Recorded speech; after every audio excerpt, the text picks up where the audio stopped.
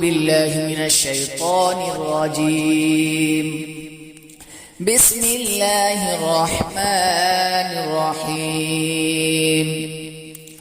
لم يكن الذين كفروا من أهل الكتاب والمشركين منفكين حتى تأتيهم البينة، رسول من الله يتلو صحفا مطهرة فيها كتب قيمة، وما تفرق الذين أوتوا الكتاب إلا من بعد ما جاءتهم البينة، وما أمروا إلا ليعبدوا الله مخلصين له الدين حنفاء ويقيموا الصلاة ويؤتوا الزكاة وذلك دين القيمة.